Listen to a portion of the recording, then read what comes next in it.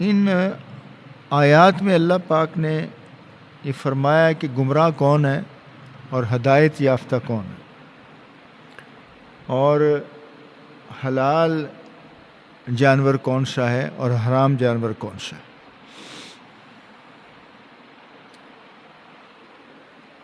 تو ہم دیکھتے ہیں کہ اللہ رب العزت کیا فرما رہے ہیں ان آیات میں۔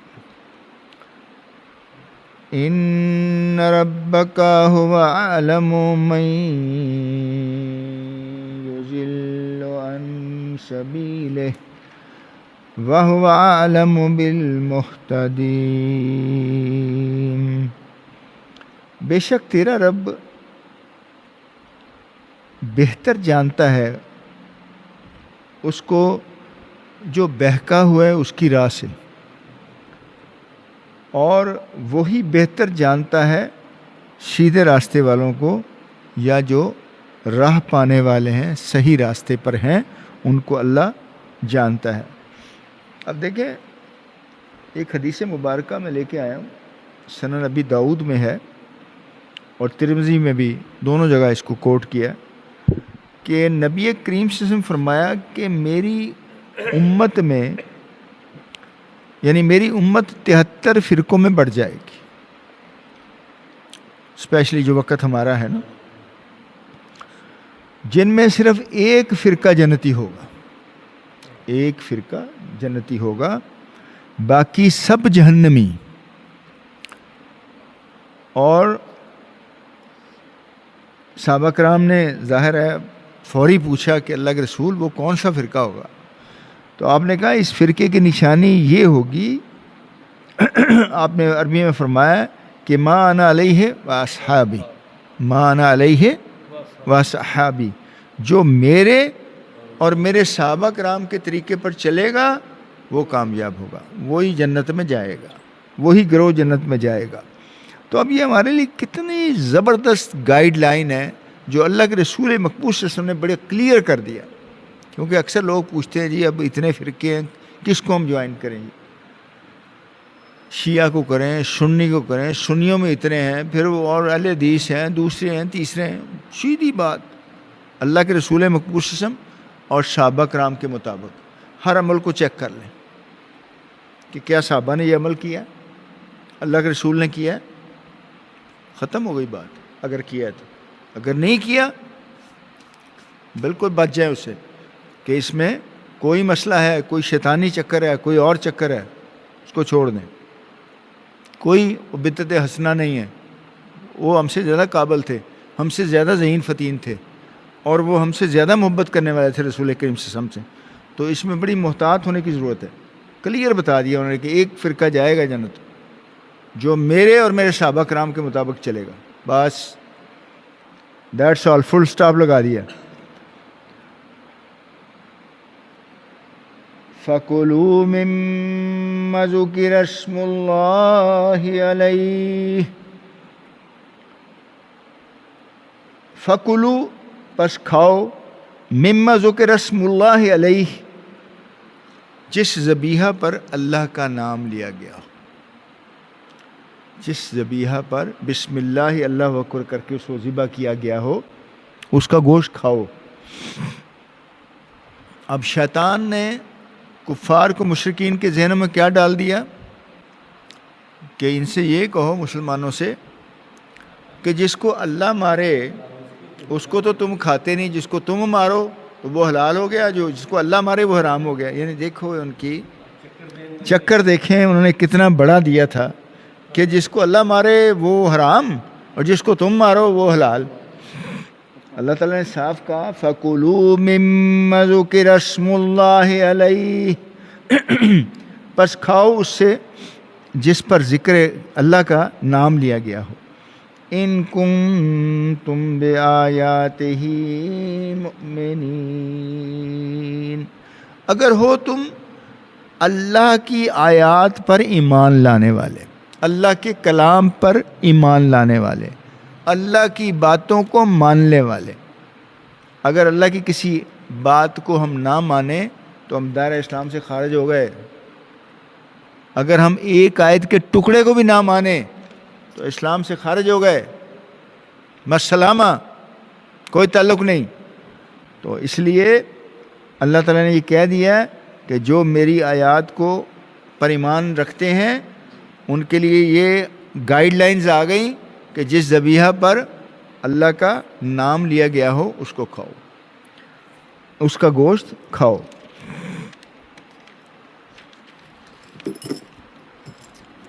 وَمَا لَكُمْ أَلَّا تَأْكُلُوا مِمَّا ذُكِرَ اسْمُ اللَّهِ عَلَيْهِ. وَمَا لَكُمْ، اور کیا ہوا تم کو. اللہ جو ہوتا ہے نا، اللہ الف زبر لام مشدد زبر، اللہ، یہ اصل میں ہوتا ہے ان لا.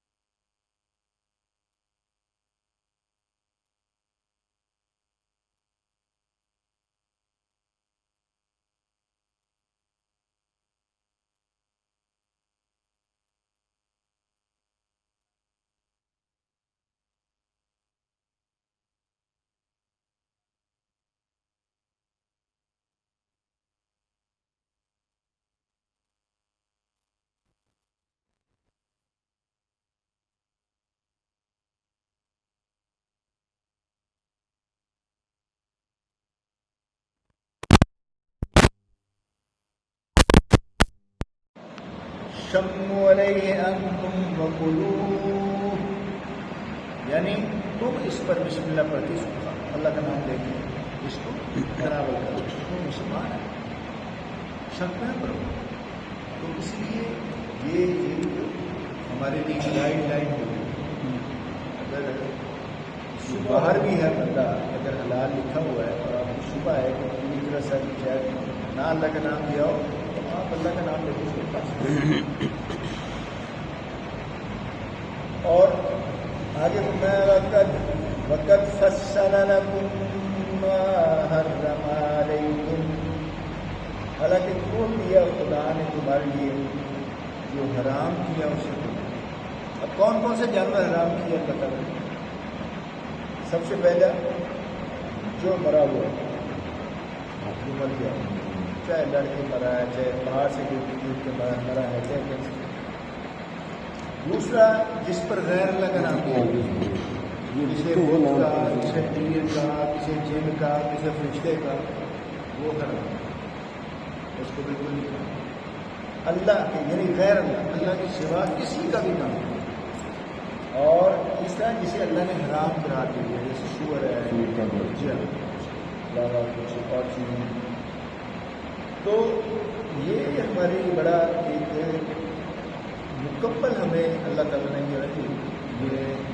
ہمیں رہنمائی فرما دی ہے ہمیں کیا کھانا ہے اور کیا نہیں. ہاں البتہ جو سی فوڈ ہے وہ مسلم میں لکھا ہے، علماء نے لکھا ہے کہ سی فوڈ سارا استعمال کیا جا سکتا ہے. مچھلی بھی ہے، تاکہ وہ بیچ میں بھی مر گئی ہے، تیر رہی ہے. کیونکہ اس کو نبی صلی اللہ علیہ وسلم نے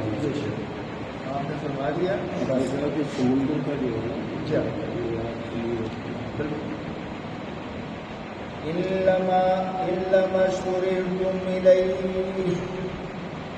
اب دیکھیں یہ حرام ہے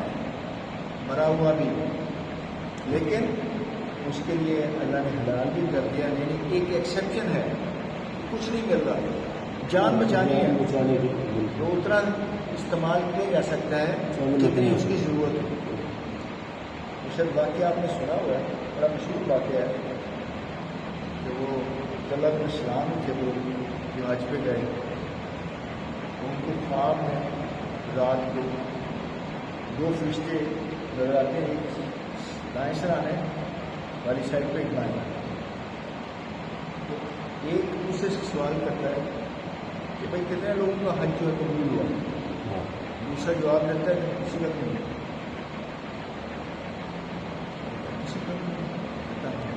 لیکن اللہ تعالیٰ نے ایک بندہ ہے جس کا یہ نام ہے، عراق میں رہتا ہے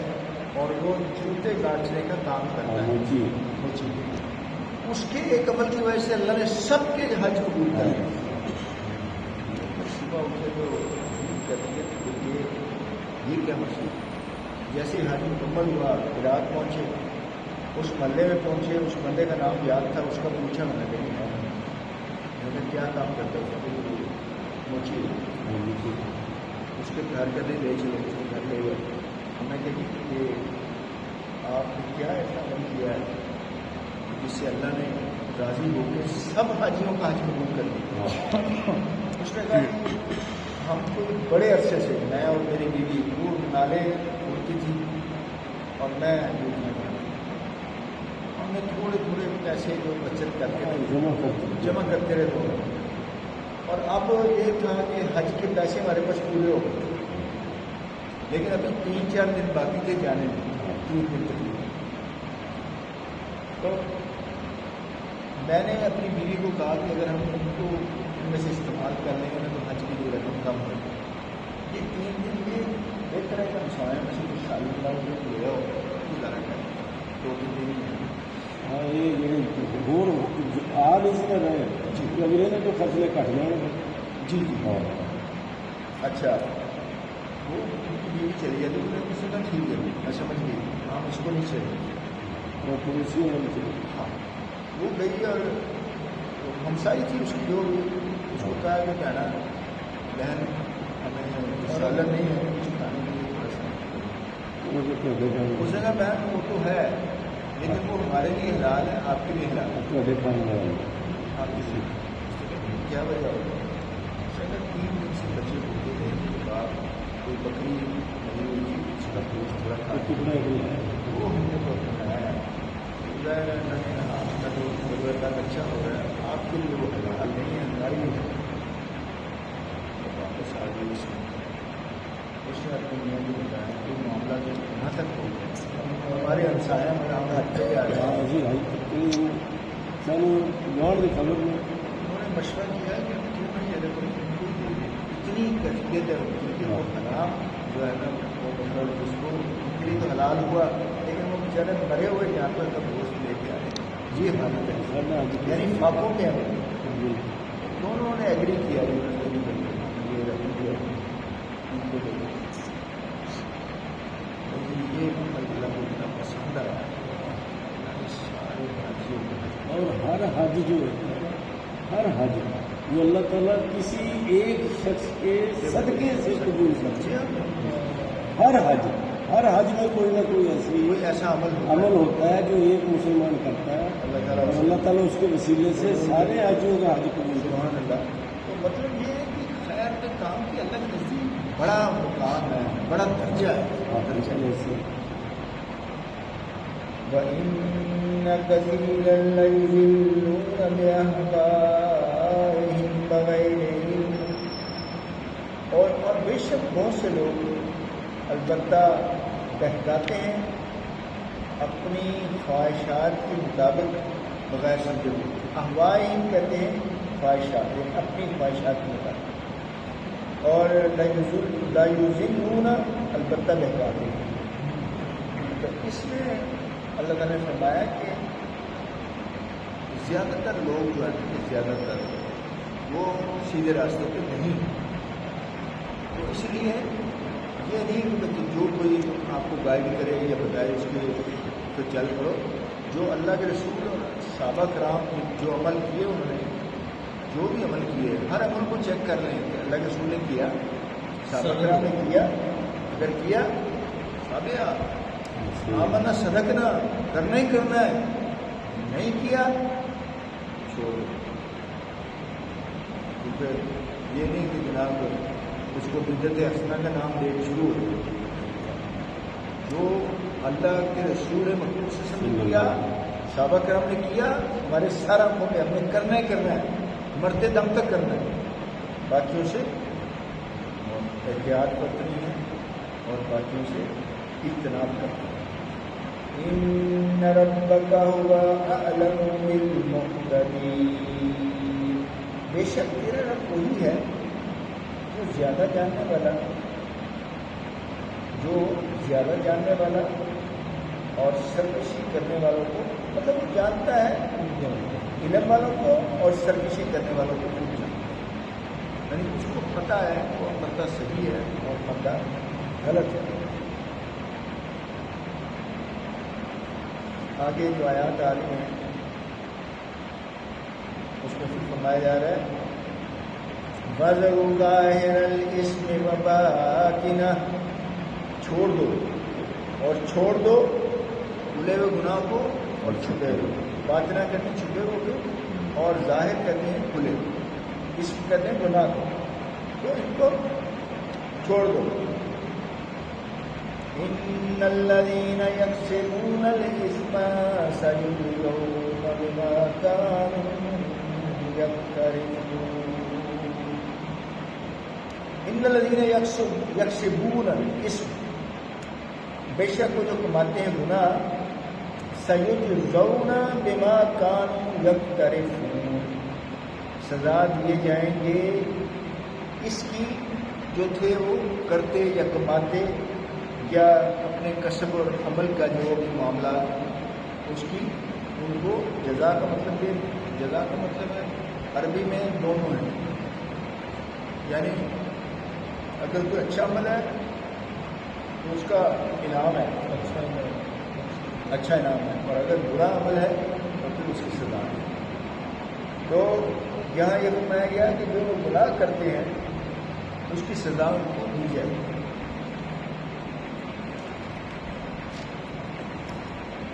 آخری آیت ہے وَلَا تَأْكُلُوا مِمَّا لَمْ يُذْكَرِ اسْمُ اللَّهِ عَلَيْهِ وَإِنَّهُ لَفِسْقٌ وَلَا تَأْكُلُوا مِمَّا لَمْ يُذْكَرِ اسْمُ اللَّهِ، نہ کھاؤ اس کو، یعنی اس کا گوشت نہ کھاؤ جس پر اللہ کا نام نہیں لیا، یعنی آپ کو اگر کلیئر پتہ ہے کہ بندہ اللہ کا نام نہیں لیا، جان بوجھ کر نہیں لے رہا، سامنے وہ کر رہا ہے، حالانکہ یہ حکم ہے کہ بسم اللہ اللہ اکبر کیا کہ اس کو بدل، تو پھر آپ اس سے اجتناب کریں۔ اگر غلطی سے بسم اللہ رہ جائے پھر بھی حلال ہے، اگر جان بوجھ کر اس کی عادت ہے پھر نہیں، کسی وقت اگر ہو گیا اور بسم اللہ ہے بسم اللہ پڑھ کے کھا، اس کو بسم اللہ پڑھ، لیکن ایک بندہ ڈیلیبریٹلی نہیں لے رہا، جان بوجھ کے نہیں لے رہا، پھر آپ وَلَا تَأْكُلُوا، مت کھاؤ اور نہ کھاؤ تم مِمَّا لَمْ يُذْكَرِ اسْمُ اللَّهِ عَلَيْهِ وَإِنَّهُ لَفِسْقٌ، اور یہ کھانا البتہ گناہ ہے، یعنی جو جان بوجھ کے نہیں لینا تھا تو پھر یہ کھانا فسق ہے، گناہ ہے۔ وَإِنَّ الشَّيَاطِينَ لَيُوحُونَ إِلَىٰ أَوْلِيَائِهِمْ لِيُجَادِلُوكُمْ وَإِنَّ الشَّيَاطِينَ، اور بے شک شیطان جو ہیں لَيُوحُونَ، یعنی وصف سے ڈالتے ہیں، دلوں میں سینوں میں وصف سے ڈالتے ہیں، إِلَىٰ أَوْلِيَائِهِمْ، اپنے دوستوں جو ان کے دوست ہیں، جو ان کے فالوورز ہیں، ان کے دلوں میں وصف سے ڈالتے ہیں، لِيُجَادِلُوكُمْ، تاکہ وہ تم سے جھگڑا کریں، تم سے لڑیں، تم سے بحث کریں، مطلب یہ ایک بحث کا انہوں نے بنا دیا تھا نا کہ جس کو اللہ مارے وہ حرام ہو گیا، جس کو آپ لوگ مارو وہ حلال ہو گیا۔ کتنا بڑا ایک پوائنٹ نکال کے لائے ہو، تو اللہ تعالیٰ وہی کہہ رہا ہے کہ شیطان ان کے وصف سے جو ہے ان کے دلوں میں ڈالتا ہے اپنے جو ماننے والے ہوتے ہیں، دوست جو ہوتے ہیں، تاکہ وہ آپ لوگوں سے جھگڑا کریں۔ وَإِنْ أَطَعْتُمُوهُمْ إِنَّكُمْ لَمُشْرِكُونَ، اور اگر کہنا مانا تم نے ان کا، ان کی اطاعت کی، تو بے شک تم ضرور مشرک ہو گئے،